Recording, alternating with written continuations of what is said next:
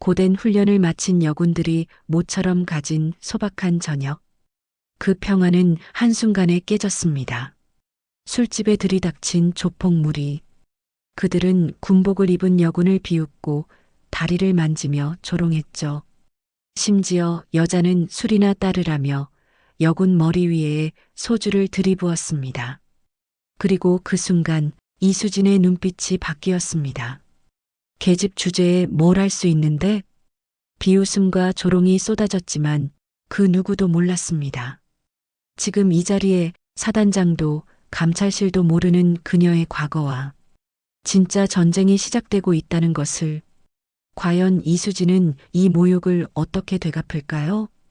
침묵 뒤에 숨겨진 그녀의 정체, 그리고 통쾌한 반격의 서막이 지금 펼쳐집니다. 그 전에 이 영상이 끝까지 올라갈 수 있도록 구독과 좋아요는 꼭 눌러주세요. 진실은 여러분의 손끝에서 시작됩니다. 이수진이 술잔을 입술에 댔을 때 옆 테이블에서 웃음소리가 터져 나왔어요. 그 웃음은 평범한 즐거움이 아니었죠. 날카롭고 비틀린, 누군가를 깎아내리려는 의도가 섞인 그런 소리였습니다. 수진은 잔을 내려놓으며 시선을 그쪽으로 돌렸고 한민재와 최도훈이 자신을 바라보며 뭔가를 속삭이는 걸 봤어요. 민재의 손가락이 수진의 가방에 걸린 군복 상의를 가리키고 있었습니다. 장은영이 수진의 팔을 살짝 잡으며 다른 곳을 보자고 눈짓했지만 이미 늦었어요. 민재가 자리에서 일어나 수진의 테이블로 걸어오기 시작했거든요. 그의 발걸음은 천천했지만 확신에 차 있었고 뒤따르는 도훈의 얼굴엔 기대감 같은 게 번져 있었습니다. 수진의 어깨가 미세하게 굳어졌어요. 손끝이 차갑게 식어가는 걸 느끼면서도 수진은 표정 하나 바꾸지 않았습니다. 민재가 수진의 테이블 옆에 멈춰 서더니 군복을 흘깃보며 말을 꺼냈어요. 여자가 군인이면 뭐하냐는 결국은 남자 다리나 주물러야 한다는 그런 말들이었습니다. 주변 테이블의 시선들이 하나둘 이쪽으로 모여들기 시작했고 술집 안의 소음이 점점 잦아들었어요. 은영의 얼굴이 창백해졌지만 수진은 여전히 무표정했습니다. 다만 수진의 눈동자만이 차가운 얼음처럼 굳어져 가고 있었어요. 도훈이 민재 옆으로 다가와 앉으며 더욱 노골적인 말을 쏟아내기 시작했습니다. 여군이라는 게 결국 남자들 상대나 하는 거 아니냐는 그런 더러운 말들이었어요. 수진의 입술이 얇게 떨렸지만 여전히 아무 말도 하지 않았습니다. 대신 수진의 손이 테이블 아래에서 주먹을 쥐었다 폈다를 반복하고 있었어요. 은영이 수진의 이름을 작게 불렀지만 수진은 듣지 못하는 것 같았습니다. 그때 민재가 수진의 어깨에 손을 올렸어요. 그 순간 수진의 몸이 순간적으로 경직됐고 눈빛이 번개처럼 날카로워졌습니다. 하지만 수진은 여전히 말하지 않았어요. 그저 민재의 손을 천천히 내려다보며 깊은 숨을 들이마셨을 뿐이었습니다. 술집 안이 완전히 조용해졌고 모든 사람들이 이 상황을 지켜보고 있었어요. 시간이 멈춘 것 같은 그 순간 수진이 드디어 입을 열었습니다. 수진이 민재를 똑바로 쳐다보며 조용히 말했어요. 손을 치우라고 단 한 번만 말하겠다고 했습니다. 그 목소리는 낮았지만 절대 흔들리지 않았고 오히려 주변 공기를 차갑게 만들었어요. 민재의 얼굴에 당황스러운 표정이 스쳤지만 곧 비웃음으로 바뀌었습니다. 도훈이 낄낄거리며 수진을 조롱했고 민재는 손을 치우는 대신 더 세게 수진의 어깨를 눌렀어요. 그 순간 수진의 눈에서 뭔가가 꺼져버렸습니다. 비상구에서 기다려 -2장 응징 대신 침묵한 여군. 술집을 나서는 수진의 뒷모습이 가로등 불빛에 길게 늘어졌어요. 은영이 수진의 팔을 붙잡으며 괜찮냐고 물었지만 수진은 대답하지 않았습니다. 그저 앞만 보며 걸어갈 뿐이었어요. 하지만 민재와 도훈이 술집에서 나와 뒤쫓아오고 있다는 걸 두 사람 모두 알고 있었습니다. 발소리가 점점 가까워지고 있었거든요. 골목 입구에서 민재가 수진의 이름을 불렀어요. 돌아서라는 명령조의 목소리였습니다. 수진이 천천히 뒤를 돌아보니 민재와 도훈이 사이좋게 담배를 피우며 다가오고 있었어요. 도훈의 손에는 뭔가 반짝이는 게 들려 있었고 민재의 얼굴엔 술기운과 흥분이 뒤섞인 표정이 번져 있었습니다. 은영이 수진의 손을 꽉 잡았지만 수진의 손은 차갑게 식어 있었어요. 민재가 수진에게 다가와 말했어요. 아까 술집에서 자신을 무시했다는, 여자 주제에 건방지다는 그런 말들이었습니다. 도훈이 옆에서 맞장구를 치며 더러운 농담을 던졌고 수진의 얼굴이 점점 굳어갔어요. 은영이 떨리는 목소리로 그만하라고 말했지만 민재는 오히려 더 가까이 다가왔습니다. 골목 안쪽은 어둡고 조용했고 지나가는 사람도 없었어요. 그때 민재가 수진의 턱을 움켜잡으려 했어요. 수진이 재빨리 뒤로 물러섰지만 도훈이 뒤에서 길을 막고 서 있었습니다. 은영이 비명을 지르려 했지만 도훈이 재빨리 은영의 입을 막았어요. 수진의 눈빛이 순간적으로 변했습니다. 차가움을 넘어서 뭔가 위험한 것이 번져나오기 시작했어요. 민재는 그걸 보지 못했습니다. 아니, 보려 하지 않았어요. 민재가 수진을 벽 쪽으로 밀어붙이며 더러운 말을 쏟아냈어요. 여군이면 얼마나 대단하냐는, 결국 여자는 여자라는 그런 말들이었습니다. 수진이 민재의 손목을 잡으며 조용히 말했어요. 마지막 경고라고, 지금 당장 손을 치우라고 했습니다. 하지만 민재는 비웃으며 수진의 말을 무시했어요. 도훈이 뒤에서 낄낄거리며 구경하고 있었고 은영은 공포에 질린 채 떨고 있었습니다. 그 순간 골목 안에서 무언가가 일어났어요. 정확히 뭐가 일어났는지는 아무도 말하지 않았습니다. 다음 날 아침 뉴스에서만 폭행 피해를 당한 여군이 병원으로 실려갔다는 소식이 나왔을 뿐이었어요. 민재와 도훈은 그날 이후 한동안 모습을 감췄고 수지는 병가를 내고 모든 연락을 끊었습니다. 은영조차도 수진이 어디에 있는지 어떤 상태인지 알 수 없었어요. 비상구에서 기다려 -3장 침묵 속의 훈련. 석 달 만에 부대로 돌아온 수진의 모습은 예전과 달랐어요. 겉으로 보기엔 별다를 게 없었지만 눈빛이 완전히 바뀌어 있었습니다. 예전의 차가움이 아니라 뭔가 깊숙한 곳에서 타오르는 불길 같은 게 느껴졌어요. 동료들이 인사를 건네도 수지는 고개만 끄덕일 뿐 말수가 현저히 줄어 있었습니다. 점심시간에도 혼자 구석에 앉아서 묵묵히 식사를 했어요. 밤이 되면 수지는 홀로 사격장으로 향했어요. 다른 사람들이 모두 잠들고 난 후 혼자서 몇 시간씩 사격 연습을 했습니다. 표적지를 바꿀 때마다 수진의 얼굴엔 묘한 만족감이 스쳤어요. 십의 고리에 정확히 박힌 총알 구멍들을 보며 수진은 작은 미소를 짓곤 했습니다. 그 미소는 예전의 수진에게서 볼 수 없었던 차갑고 날카로운 것이었어요. 주말이면 수진은 부대 밖으로 나갔어요. 어디로 가는지는 아무도 몰랐지만 월요일에 돌아오는 수진의 몸에는 새로운 상처들이 생겨 있었습니다. 손목의 타박상, 정강이의 멍 자국, 손가락 관절에 까진 상처들이었어요. 동료들이 물어봐도 수진은 운동을 했다고만 대답했습니다.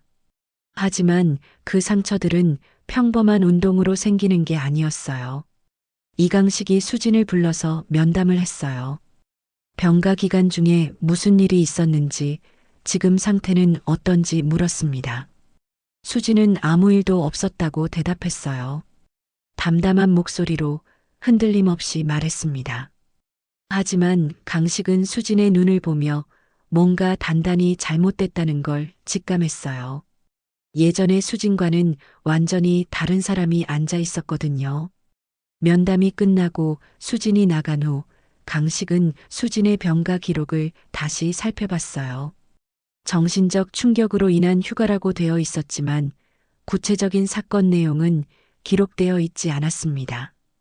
강식이 관련 담당자에게 문의해봐도 모두 함구하거나 모른다고만 했어요.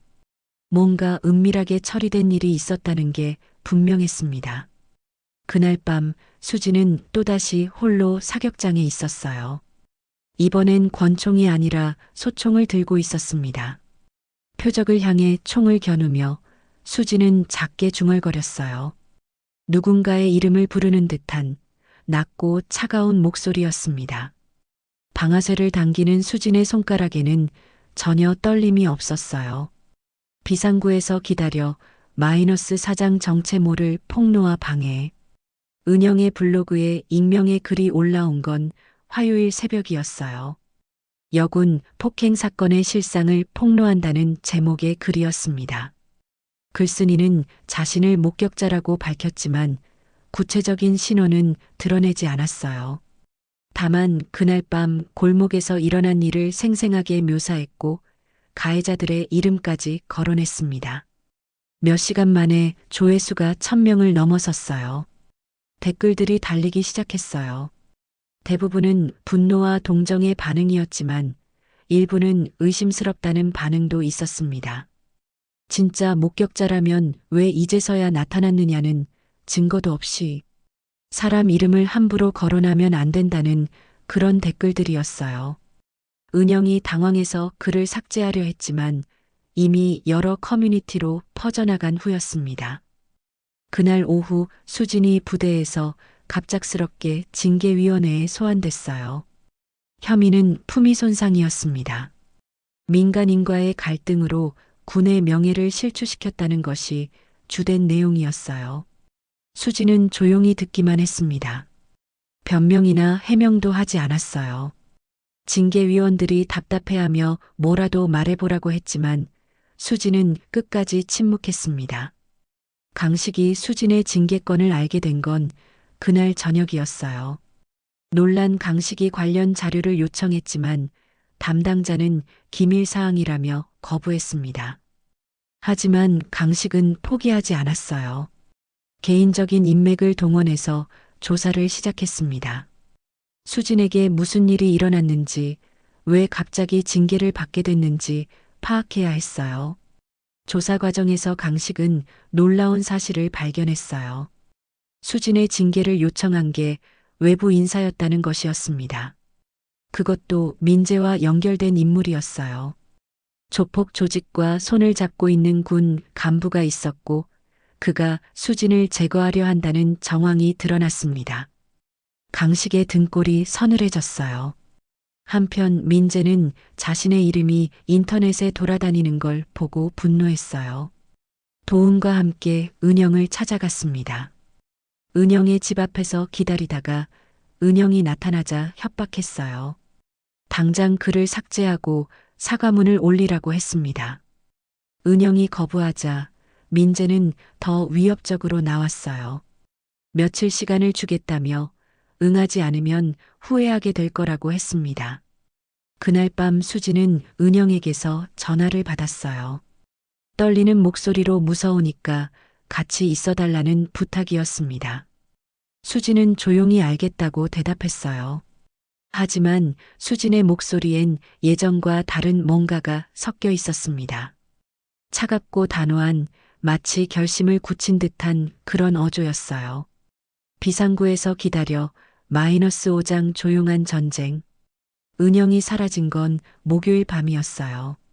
약속 장소에 나타나지 않았고 전화도 받지 않았습니다. 수진이 은영의 집에 갔을 때 문은 열려 있었지만 은영은 없었어요. 집안이 어수선하게 뒤져진 흔적이 있었고 은영의 핸드폰이 소파 아래 떨어져 있었습니다. 수진이 핸드폰을 집어들었을 때 화면에는 민재의 부재중 전화가 7통 찍혀 있었어요. 수진의 표정이 돌처럼 굳어졌어요. 핸드폰을 주머니에 넣고 은영의 집을 나섰습니다. 걸음걸이가 예전과 달랐어요. 빠르고 목적이 뚜렷한 마치 사냥감을 쫓는 맹수 같은 걸음이었습니다. 수지는 직선으로 부대를 향해 걸어갔어요. 더 이상 기다릴 시간이 없었거든요. 부대에 도착한 수지는 자신의 개인 사물함을 열었어요. 안에는 일반적인 군인들이 보관하는 물건들과 함께 뭔가 다른 것들이 들어 있었습니다. 작은 공구들, 얇은 철사, 검은색 옷가지들이었어요. 수진이 그것들을 하나씩 꺼내서 가방에 넣는 모습은 마치 출정을 준비하는 전사 같았습니다. 그날 밤 금룡파 사무실에 침입자가 들었어요. 경비를 서던 조직원 하나가 의식을 잃고 쓰러져 있었고 사무실 안이 뒤져진 채로 발견됐습니다. 중요한 서류들이 사라져 있었어요. 폐쇄회로 텔레비전에는 모자와 마스크로 얼굴을 가린 실루엣만 찍혀 있었습니다. 몸집으로 봐선 여성 같았지만 확실하지 않았어요. 민재가 급하게 사무실로 달려왔을 때 경찰들이 이미 와 있었어요. 조직원은 깨어났지만 범인의 얼굴을 보지 못했다고 했습니다. 뒤에서 기절시킨 공격을 당했다는 것이었어요. 민재는 무엇을 잃었는지 확인하려 했지만 경찰들이 현장을 통제하고 있어서 제대로 파악할 수 없었습니다. 도훈이 민재에게 전화를 걸어 불안해했어요. 혹시 그 여군이 복수하려는 거 아니냐고 우리를 노리고 있는 것 같다고 말했습니다. 민재는 말도 안 된다며 일축했지만 속으로는 똑같은 생각을 하고 있었어요. 그날 밤 골목에서 느꼈던 수진의 차가운 눈빛이 자꾸 떠올랐거든요. 수진은 부대 막사에서 조용히 천장을 바라보고 있었어요. 다른 동료들은 모두 잠들어 있었지만 수진만은 잠들지 못했습니다. 아니, 잠들려 하지 않았어요. 머릿속으로 계획을 정리하고 있었거든요. 은영을 찾는 것, 그리고 그 이후에 해야 할 일들을 차근차근 정리하고 있었습니다. 수진의 입가에 희미한 미소가 번졌어요. 비상구에서 기다려 -6장 수진의 붕괴. 은영의 시신이 발견된 건 일요일 아침이었어요. 한강 둔치의 갈대밭에서 산책하던 시민이 신고했습니다. 경찰이 현장을 조사한 결과 이미 며칠 전에 죽은 것으로 추정된다고 발표했어요. 사인은 둔기에 의한 머리 외상이었습니다. 뉴스에서 은영의 얼굴 사진이 나왔고 여군 폭행 사건 폭로자로 추정된다는 멘트가 함께 나왔어요. 수지는 부대 휴게실에서 그 뉴스를 봤어요. 다른 동료들이 웅성거리며 이야기하는 소리가 들렸지만 수진에게는 아무것도 들리지 않았습니다. 화면 속 은영의 얼굴만 계속 보였어요. 웃고 있는 은영의 모습이었습니다. 수진의 손이 리모컨을 꽉 쥐고 있었고 손등에 핏줄이 파랗게 붉어져 나와 있었어요. 그날 오후 경찰이 부대로 수진을 찾아왔어요. 참고인 조사를 받아야 한다는 것이었습니다. 수진은 조용히 따라갔어요. 경찰서에서 형사가 물었습니다. 언제 마지막으로 은영을 만났는지, 은영이 무서워하는 사람이 있었는지, 최근에 이상한 일은 없었는지를 물었어요. 수진은 담담하게 대답했습니다. 하지만 민재나 도훈에 대해서는 한마디도 언급하지 않았어요. 조사가 끝나고 부대로 돌아오는 길에 수진은 한강을 바라봤어요. 은영이 발견된 그곳 말고 예전에 둘이 자주 산책하던 곳이었습니다. 벤치에 앉아서 은영과 함께 했던 이야기들을 떠올렸어요. 은영이 수진에게 했던 말들, 힘들 때마다 격려해주던 모습들이 하나씩 생각났습니다. 수진의 눈에서 처음으로 눈물이 흘러내렸어요. 다음 날 수진은 군 감찰실에 소환됐어요. 은영의 죽음과 관련해서 조사를 받는다는 것이었습니다. 감찰관이 수진에게 물었어요. 정말로 은영과 단순한 친구 사이였는지, 은영의 블로그 글과는 관계가 없는지, 혹시 복수를 계획하고 있지는 않은지를 캐물었습니다. 수진은 끝까지 아무것도 모른다고 했어요.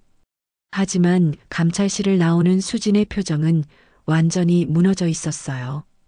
복도를 걸어가면서 벽에 기대서 주저앉았습니다.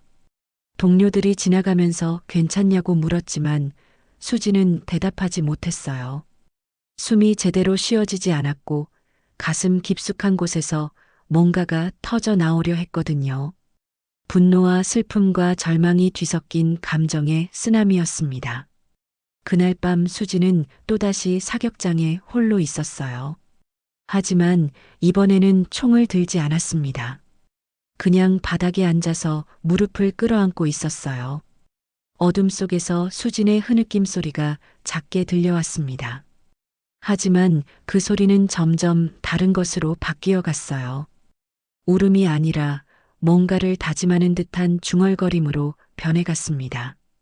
비상구에서 기다려 -7장 진실의 폭로. 강식이 은영의 집에서 작은 기억 장치를 발견한 건 화요일 밤이었어요. 책상 서랍 뒤편에 테이프로 붙여져 있었습니다. 강식이 그것을 컴퓨터에 연결했을 때 여러 개의 동영상 파일이 나타났어요. 첫 번째 파일을 재생하니 그날 밤 술집 안의 모습이 나왔습니다. 은영이 몰래 촬영한 것 같았어요.